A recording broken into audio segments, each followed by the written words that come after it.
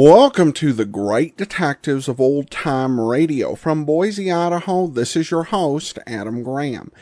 If you have a comment, email it to me, box13@greatdetectives.net. Follow us on Twitter @Radio Detectives and become one of our friends on Facebook, facebook.com/Radio Detectives. Before we do get started, I do want to let you know this program is brought to you by the financial support of our listeners, and I particularly want to thank Haskell for his support. He became a Patreon supporter at the Shamus level, which is a monthly donation of $4 or more. You can become a Patreon supporter at patreon.greatdetectives.net, and you can also give a one-time donation at support.greatdetectives.net. Well, now it's time for today's episode of Ellery Queen. The original air date, December the 4th of 1947. The title, The Man in the Street. Ellery Queen.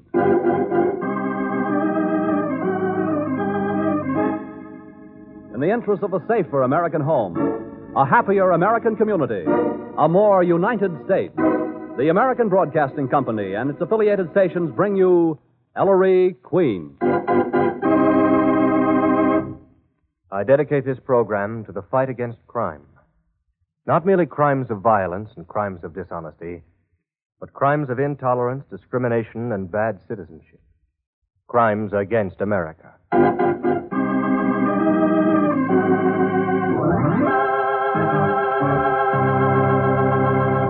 The American Broadcasting Company presents a new series in the career of Ellery Queen, celebrated fighter of crime.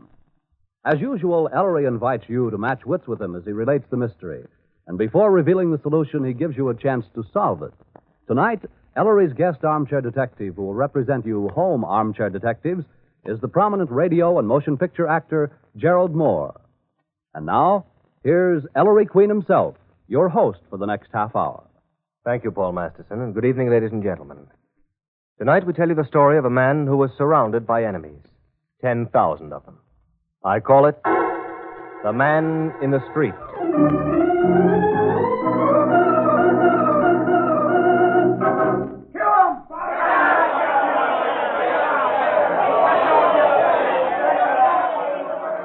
I'm not tickling you, Marner. This is a frisk. Stand still.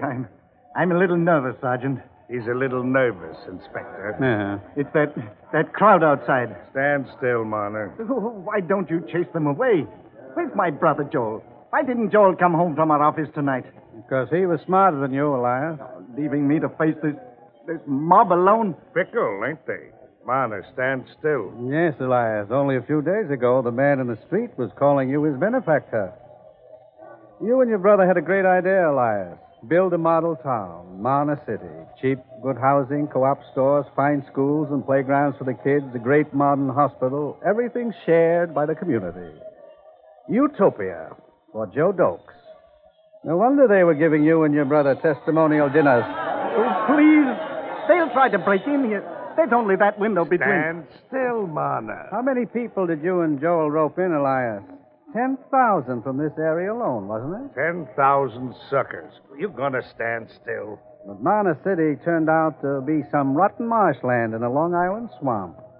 Those 10,000 investors will never see a cent. Wiped out, Elias. Only it came out too soon, didn't it? They're throwing rocks. They're going to... Oh, that one almost hit me. Inspector, you've got to get me out of here. Through that mob, we'll wait for the reserves, Elias. They'll tear me to pieces. If it'll make you feel any better. Lock the shutters. Lock them. Okay, Inspector. His wallet, papers, jewelry, everything, even a small change. You better get him ready. Where's that butler? Butler? Yes, sir? Come in here. Yes, sir. Inspector Queen, sir.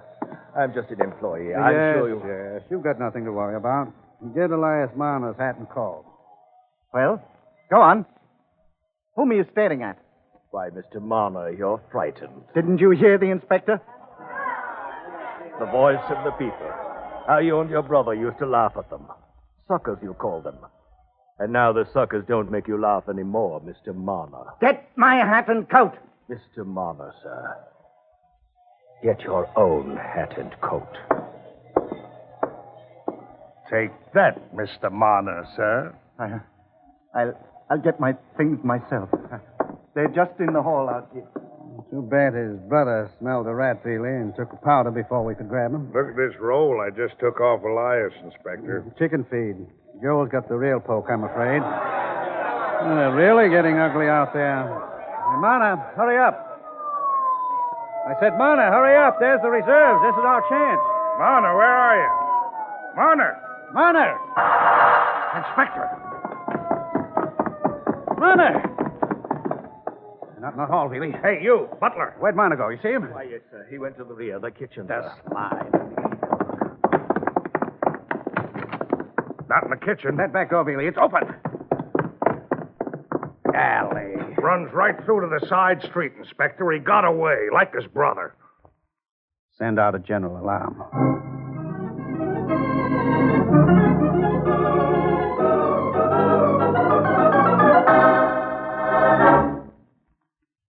I see. Okay. Inspector, was that... Nothing, Feely. But I don't understand it. Where can he be? I don't get it myself. I frisked him dry. Elias didn't have a red cent on him when he gave us the slip, Miss Porter. A man needs money in New York. Especially one on the lam. Unless Inspector Elias and Joel had fixed up a meeting place beforehand, and Joel had plenty of moolah. I don't think so. It happened too quickly. Then maybe a friend. They ain't got a friend in the Western Hemisphere, Miss Porter. Or any relatives. Blast it. Covering every car, road, bridge, tunnel, railroad station, airport. The city sealed tight. But where is he? Ellery. Huh? 2 conmen floating around the city with 10,000 yowling suckers after their hides, and you sit on your spine in my office reading the morning paper. Aren't you interested, Ellery? In saving the Marner's lives, Nicky?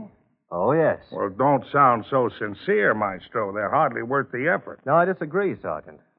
Saving their lives is one of the most important jobs you'll ever be called on to do. Why, Maestro? Keep a couple of high-binders from getting what's coming to them so they can lay around in the cell for a few years and think up some more finagles? Oh, Sergeant, the Marners didn't merely steal money. They stole hopes, plans, years of hard work on the part of a lot of ordinary people. They stole Johnny Doe's first payment of the house, Mabel Brown's wedding money, the operation that Bill Smith's wife may need a year from now. That's why the Marners must be kept alive, Sergeant. Kept alive to give back that house and that trousseau and that operation. Oh, by the way, Dad, seen this ad in the personals column? What ad? Let me see. It's addressed to Dear Dot. Dot. I suppose that's short for Dottie or Dorothy. And signed Dash. Dot dash. Who cares? I want the Marner brothers. Dot dash. Dot dash. Hey, that's the basis of the Morse code. Calligraphy? So what, Maestro? I believe the Marner brothers used to be telegraph operators. A code, a hidden message. Read that ad, Nicky.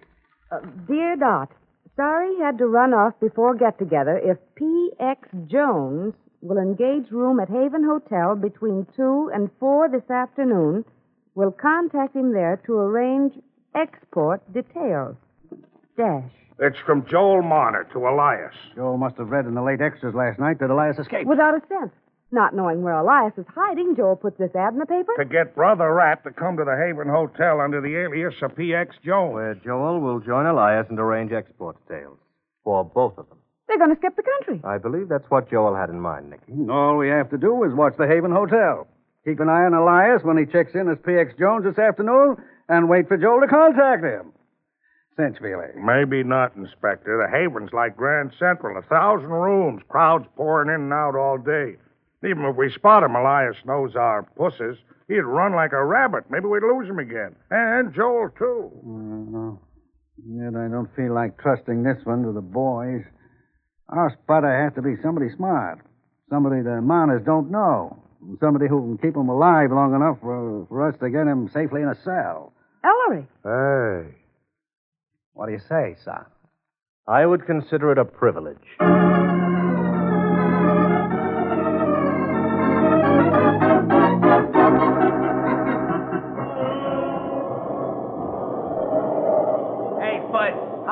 You're going to park in my hack here. My friend ought to be along any minute now, driver. And it's your dough. Hey, what do you think of this Marner deal? Look at here. Look at them mushes in the paper, the dirty crooks. Ellery. No, Nicky. The Marner brothers? Oh, the cops will catch them. Yeah, they better work fast. Why? What do you mean, driver? Yeah, there's an awful lot of people in this town got hooked, lady. If one of the victims spotted those crooks... Hey, stupid, who you bumping into, you? Hey, get up and keep out of the way. Oh, yeah? Ellery, do you suppose that's why Elias hasn't shown up at the Haven here? Could be. He knows he's surrounded by enemies. 10,000 of them. Might be too scared to come out of hiding. Imagine not knowing who your enemies are. Might be a newsboy, a stenographer, even a policeman. Anybody on the street. Wait, Nicky. What's the matter? That old man shuffling toward the hotel entrance. Where? Right there. Bundled up to the ears. Dark glasses. Hat pulled down over his eyes. Several days' growth of beard. Nicky. That's Elias Marner. But he's carrying a suitcase, Ellery. He had no money. It's an old piece of junk, Nicky. He might have picked it up. Here he comes. Ellery, that fat woman with the shopping bag, she's going to stop him. Keep back, Nicky. I may have to jump out. Sorry, mister, but excuse me. What? Could you be telling me which way to the subway? Oh, that way. Or Wow. For a second, I thought that woman was going to... There he goes. Into the Haven. Driver! Yeah, what is it, mister? Here you are. Keep the change. Come on, Nicky. But you... Can we see him, Ellery? Calm down, Nicky.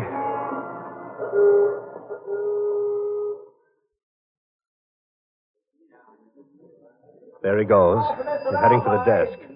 Easy, Nicky. Maybe he's not alive. He is if he registers as PX Jones. No. Stop right here, Nicky.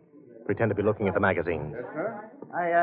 I want a room, please. Yes, sir. Single and back. Do you have a reservation for me? What's the name, sir? PX Jones. Ellery. Read that magazine, Nicky. X. Jones. Why, no, Mr. Jones. We have no reservation listed for you. Oh. Well, give me a room, any room. Register here, please. Yes, of course. You know, you're lucky at that. A convention just checked out. I don't want conversation room, clerk. Where's my room? Yes, sir. Front. Yes, sir. 1409, boy. Here's the key. Yes, sir. I'll take your bag, sir. All right. Elevator's right this way. Not yet, Nicky. All right. Now.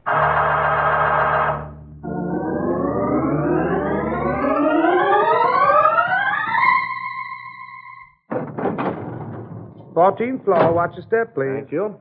Nicky? Thank you. 1409, wasn't it? Yes. It's to the left, I think.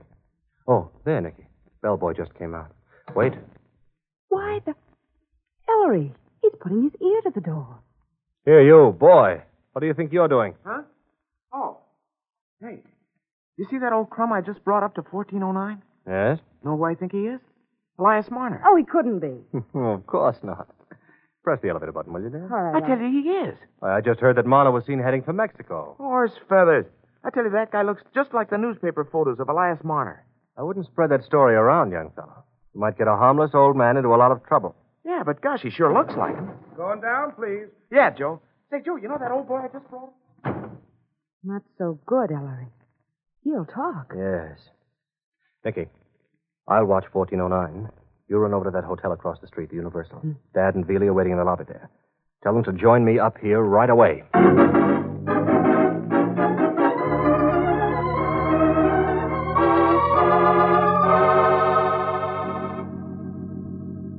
So in a case like this, I always go to the manager, the top. Can you do it? Well, Inspector, just a moment. Give me the desk.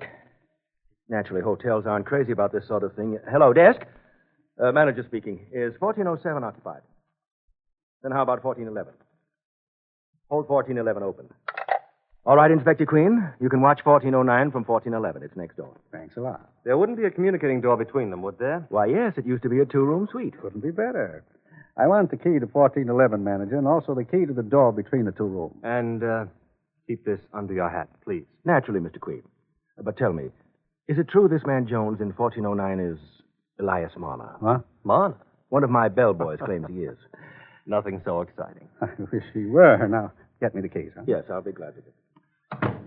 You should have strangled that bellhop, Ellery. Must be all over the hotel by this time. In a half hour, it'll be all over New York. Well, we can't take Elias away from here either. Not if we expect to nab Joel, too. Maybe it'll work out. With Veely and the squad covering the 14th floor, you and me in 1411 listing it. Where you going, son? To have a little talk first with the chief operator of the hotel.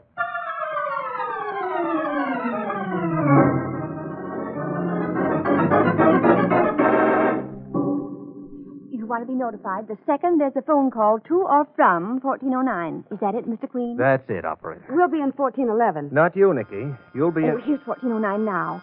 See what Jones wants, operator. Yes, sir. Yes, please. This is PX Jones in 1409.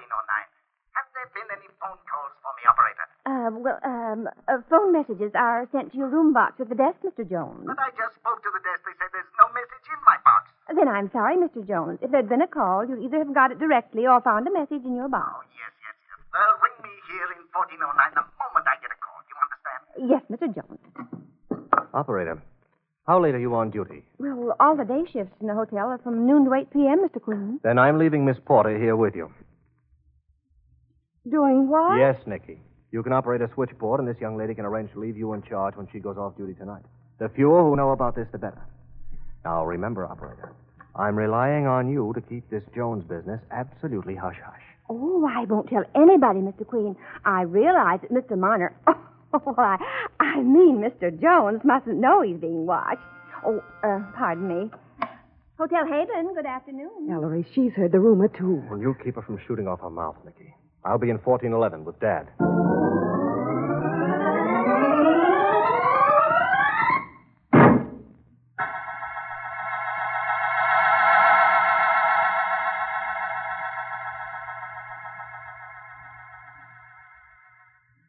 Don't tell me you haven't heard a thing through that door since he phoned room service for some food. He just keeps walking around in there like a caged weasel, Ellery. Yeah. What time is it, Dad? 6. Why no word from his brother? I don't understand it. Unless Joe's got cold feet, or some of these blamed rumors got to his ears. Ellery, take another look into the card. Uh-huh. Not a thing. Oh, yes. Here comes a hotel waiter pushing a table. Must be that chow Elias ordered. Little wider, son. Okay, Dad. Son, could that waiter be Joel Marner in disguise? No, Dad, no. Too short. Yes, who is it? The waiter. Oh, food I ordered. Just leave it outside my door, waiter. I'll take it in myself. I got to collect it, sir. Put it on my bill. Well, then you got to sign for it. Oh, yes. Hang it. 1 second. All right, waiter, quickly. It's true what they say. You are like a miner. No, waiter. You're mistaken. I'm making no mistake, Ladrone. Out of my way. Making a break for it, Dad. Can't lose him again. Billy! Inspector, Hold on. Hey! Sergeant, help me. All right, break it up. The crook. Hold that fool waiter's tongue. Get them both at Marner's room quick. Stop it, Marner. In here, both of you. I don't do that. That's it, Maestro. Let me go. They'll kill me. Nobody's killing you, Marner. Sit down. Yes. Waiter, Yes, we're police. This is not Elias Marner. He's Santa Claus. You understand? You forget this. Don't shoot off your mouth. Capiche? Yes. Billy, pass them along to the boys. Have them It's sent going. home. Come on. I don't know what I...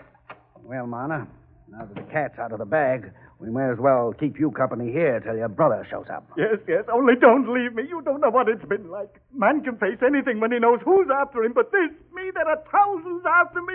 Don't let them get me. Oh, then you'll play ball, Elias. You'll help us grab your brother when he contacts Oh, us. anything, Inspector, anything. Only don't let them get me. Oh, that's a mighty fine spirit. Isn't it, Ellery? Where's Joel? Where is Joel?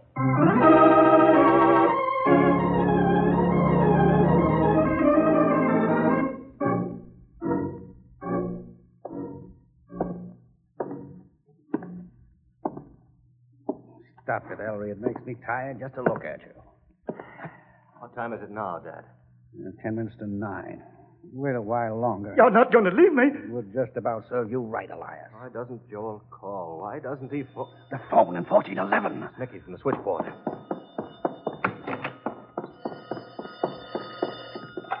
Nicky? Just got a call on the board for PX Jones. Not even sure it's a man's voice, all muffled. Uh-huh. Ellery, what'll I do? Tell him you're trying to reach Mr. Jones, Nicky. Meanwhile, ring operator and have her trace the call. I'll hold on here. Dad? Joel Marner? Think so? My brother? Elias, when that phone in 1409 rings, you answer and stall. Do you understand? Hold your brother on the line. Try to find out where he's calling from. I'll do my best. Nicky? Yes, Ellery? Having the call traced? Yes. Good. Now ring 1409. Back in the other room, Elias. Very well, I'll do as you say. Now, if he won't say where he is, Elias, get him to come to the Haven. All right. Now, answer it. Yes, Hello? You'll have to speak up. You'll have to speak loud. I can't hear you. Billy, shut up. That's Joel Marner calling. Oh, yeah? Where's he calling from? Slab 8? What are you talking about, Sergeant? Joel Marner's body's been fished out of the East River. Why, are you sure You of that? heard me. 3 rifle slugs in him, rubbed out. Joel's been dead at least 48 hours. Dead 48 hours. Yes, now. Who put that ad in this morning's paper? Yes, yes. Who's that on the Yes, phone? Mr. PX Jones Dad, it's a speaking trick. now. Marner, drop that phone. Get away from that window. What, Mr. Queen, you... Marner, Rifle shot from a window of the hotel across the street. Beely, get over there and grab the sniper, right? Ellery, is Elias... He's dead.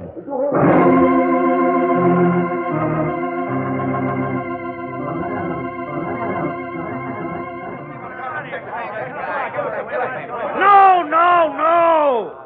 All we know is we found a smoking rifle in this room at the Universal Hotel, under an open window. Same gun that killed Joel Marner night before last. Killer got away before my boys could cross over here from the Haven. Now lay off and let us walk, will you? Inspector, it wasn't anybody's fault. From this 14th floor window, the killer had a perfect view of Marner's window on the 14th floor of the Haven. Across that narrow street, you could have plugged Elias with this rifle, Nicky. Whoa, slow down, Dad. Nicky's right. No one could have foreseen this. Killer must have trailed Joel Marner 2 nights ago from his office, shot him, and dumped him into the river. Then he must have gone gunning for Elias, but by that time, Elias had escaped and disappeared. Yeah. Somehow this killer found out, maybe from something on Joel's body, that the brothers used the code words dot and dash for secret communication. So he got the idea of luring Elias out of hiding by placing that ad in the paper as if from Joel. Yes, and when Elias fell for the trick and checked into the Haven, the killer simply waited for nightfall, drew Elias to the phone at his window by calling from this room at the Universal. A clever touch, that. And then when he was sure it was Elias on the phone, simply shot him from across the street and made his escape. But who, son? No clue in this rifle. It's a hock shop job. Killer must have brought it in dismantled in this suitcase we found here. But the suitcase is also a pickup. There's not a print in the room or a single witness who saw the killer after he checked in. Come on, Inspector, give us that. Let me through Oh, here. really? Inspector. Yes. Really? Here, I Find got out his- anything else? Yeah, I got his hotel registration card, Inspector. Now, give me. When did he check into the Universal, Dad? On the stamped date on here, same night he bumped Joel 2 nights ago. As who? J.J. Jones, Chicago, in block letters. Of course, it's a phony. But there must be a description. The bellboy who carried his bag up here. What's on that, Billy? Description, sort of short, bellhop says, or maybe not so short. Age around 25 to 50. Wore dark glasses, sort of medium-colored hat and coat. Hat pulled over his eyes. Held a handkerchief over his mouth when he talked. Bellhop remembers him fine. Well, that might be anybody, even a woman dressed up as a man. Any one of the 10,000 victims of the Marner's con game blasted. What do we do now, Inspector? Start checking 10,000 alibis? I don't think, Sergeant, that's going to be necessary. You don't? What other way is there? And I suppose, son, you picked the killer of the Marner brothers out of the whole city of New York, just like that. It's one of the people we met in the course of the investigation. It is? Well, how do you know? And what people? Whom have we met? A butler? A taxi driver? A woman on the street? Some hotel employees? Room clerk, manager, waiter, telephone operator, bellboy, elevator man. Oh, come off it, Ellery. We didn't even get their names. We don't even know if any of them was a victim of the swindle, Maestro. Just the same, I know exactly who murdered the Marner brothers.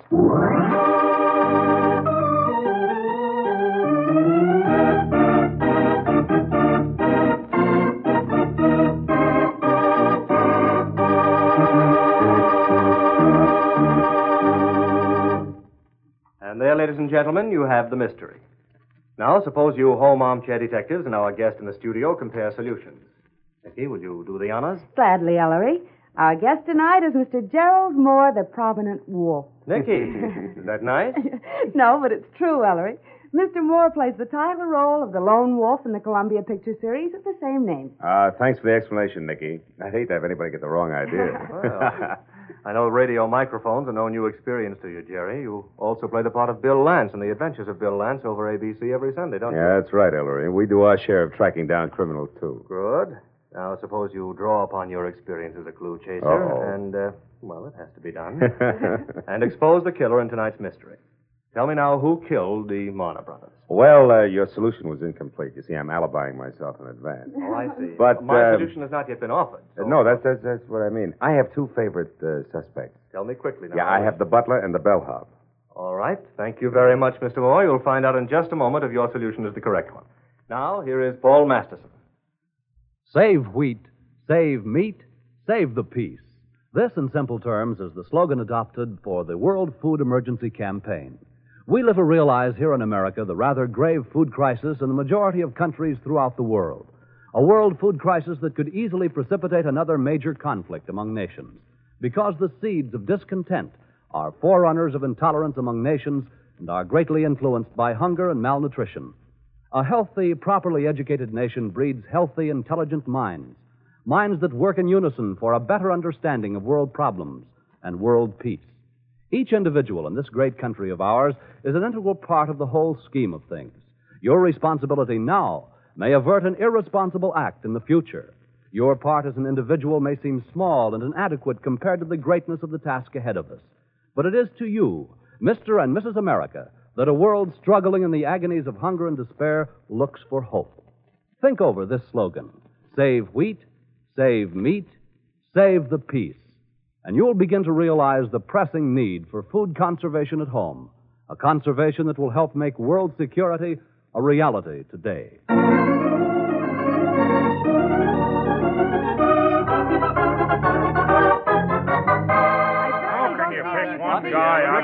Strictly logical. Now, what do we know about those two hotel rooms involved? The room the killer checked into at the Universal and Elias Marner's room at the Haven.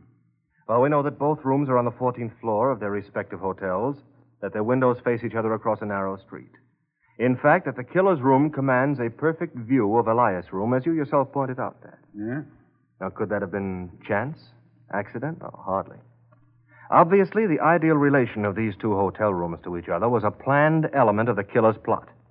And that tells us who the killer is. Not me, it don't. Well, that's, Sergeant, plus one other fact.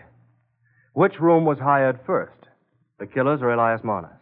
Killer's registration card indicated he checked into this room at the Universal 2 nights ago. And we saw Elias check into the Haven this afternoon, Ellery. So the killer's room was hired first.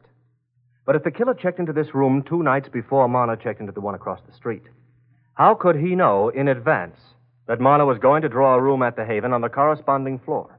A room from which Marner would be a perfect target. Say. In other words, how was the killer able to control Marner's getting room 1409 in the Haven Hotel? Maybe he reserved 1409 for Marner. No, he didn't, Sergeant. We actually heard Elias Marner ask at the desk if a room had been reserved for him, and the clerk said no. But if there was no reservation, it's impossible, Ellery. When a transient walks into a hotel, there's only one person controls the room he gets. The man behind the desk. A room clerk, Maestro. Exactly. The room clerk. Undoubtedly one of the 10,000 victims of the Marner swindle. And the present repository of all that stolen money. Well, it's another example of the folly of taking the law into your own hands. And it's going to land Mr. Room Clerk in the usual place.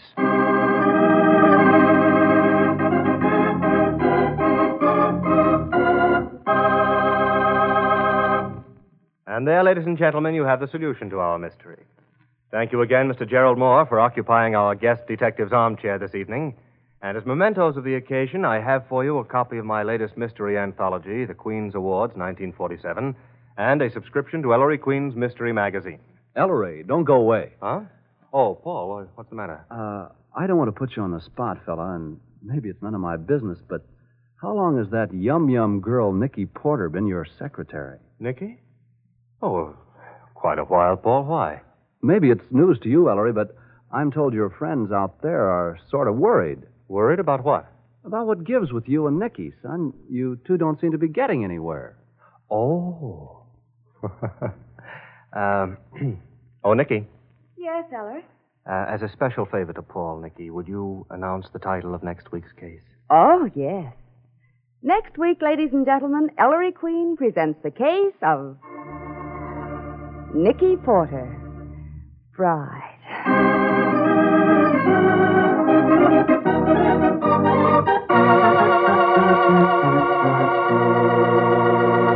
This is Ellery Queen saying good night until next week, and enlisting all Americans every night and every day in the fight against bad citizenship, bigotry, and discrimination, the crimes which are weakening America.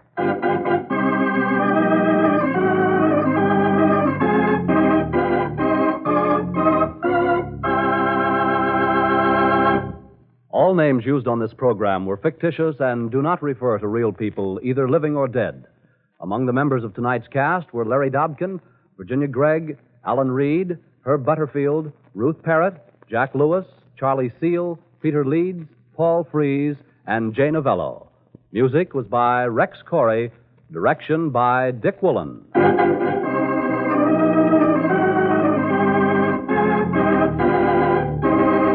This is ABC, the American Broadcasting Company.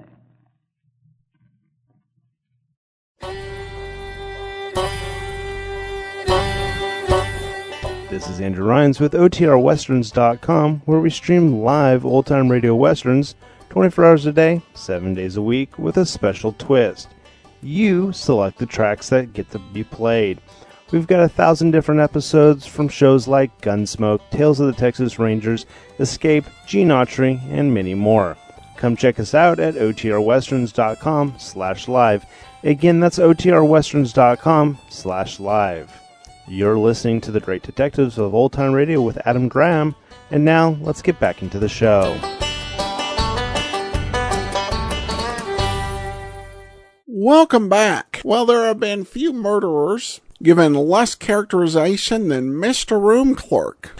But in defense of the show, when you have 10,000 suspects, it can be hard to fully flesh out every single one of them. And I did find the concept and just the suspense of the show as to what was going to happen interesting.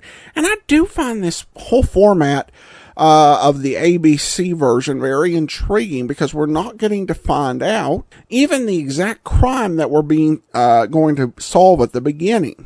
Rather, the crime happens towards the end, and we have to have been paying really close attention to solve it. And certainly that is a challenge. Also, I really hope listeners appreciated the Easter egg of our armchair detective as Gerald Moore. True, he didn't come up with the right solution, but I doubt anyone would have. Of course, Moore was known for the Lone Wolf films, and he even did star in a Lone Wolf radio program, though the episodes with him in the lead are missing. We definitely do need to get around to the Lone Wolf one of these days. Also, I wish we had the program they played on December 11th of 1947 with Nicky Porter. I guess it was Virginia Gregg's fate to play long-suffering secretary/wannabe love interest, also playing a similar role with Brooksy in Let George Do It, though Brooksy's a stronger character to be sure. Also, I do want to let listeners know I've received some requests to be armchair detectives, and I have those, and I will email you hopefully the week before you're needed. I know that we will need at least one more group, and what we will do is I'll send out notification to everyone who has asked to be an armchair detective, and it'll basically be first come, first serve the top two. So watch your email. And now we turn to listener comments and feedback, and we have this from Lawrence, who writes, Lawrence Dobkin was such a staple of old-time radio. Indeed he was, Lawrence, and thanks so much for the comments. All right, well, that will do it for today. We'll be back tomorrow with the adventures of Philip Marlowe, and then join us again next Tuesday for another episode of Ellery Queen. In the meantime, send your comments to box13@greatdetectives.net. Follow us on Twitter at Radio Detectives, and become one of our friends on Facebook, facebook.com/Radio Detectives. From Boise, Idaho, this is your host, Adam Graham, signing off.